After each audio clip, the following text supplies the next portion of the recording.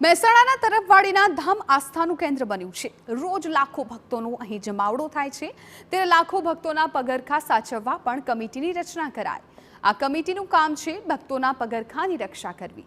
સંચાલકો થેલીઓ પર નંબર લગાવીને ભક્તોના પગરખા સાચવવાનું કામ કરી રહ્યા છે। યજ્ઞ મંડપમાં દર્શન કરવા જતા ભક્તોના પગરખા સાચવવા માટે ખાસ સ્ટોલ પણ કાર્યરત કરાયા છે। વાળીનાથ મહાદેવ ધામ ખાતે આવનારા દરેક દર્શનાર્થીની કોઈ પણ પ્રકારની અગવડ ન પડે એનું ખાસ ધ્યાન રાખવામાં આવી રહ્યું છે। મારી પાછળ આપ જોઈ શકો છો કે અહીંયા જે પ્રકારની થેલીઓની વ્યવસ્થા લગાવવામાં આવે છે, દરેક પર સ્ટીકર લગાવવામાં આવે છે। અહીંયા આવનાર દરેક દર્શનાર્થીના પગરખા અહીંયા સાચવવામાં આવે છે। લગભગ 1000થી વધુ થેલીઓ ઉપર સ્ટીકર લગાવીને એક ટોકન આપવામાં આવે છે દર્શનાર્થીઓને, અને અહીંયા યજ્ઞમાં દર્શન કરવા જાય ત્યારે પગરખા ઉતારીને ભક્તો દર્શન કરવા જાય છે, ત્યારબાદ અહીંયા પરત આવે ત્યારે એમના એ પગરખા ખોયા વગર પાછા મળી જાય છે। કેવી વ્યવસ્થા પગરખાની કરાઈ છે? પગરખાની વ્યવસ્થા સરસ છે સાહેબ, અને અમે બહુ પૂર્વક કરીએ છીએ, કામપૂર્વક શ્રદ્ધાપૂર્વક અમે કામ કરી રહ્યા છીએ।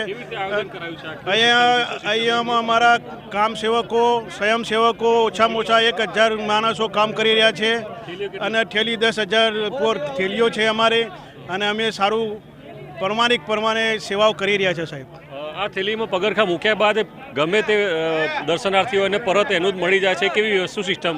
એ ટોકન વ્યવસ્થા કરી છે, તે થેલીમાંથી લઈને ટોકન જે આપે એમને પરત આપીએ છીએ, પરત આપે ત્યારે તેને પગરખા પરત કરીએ છીએ।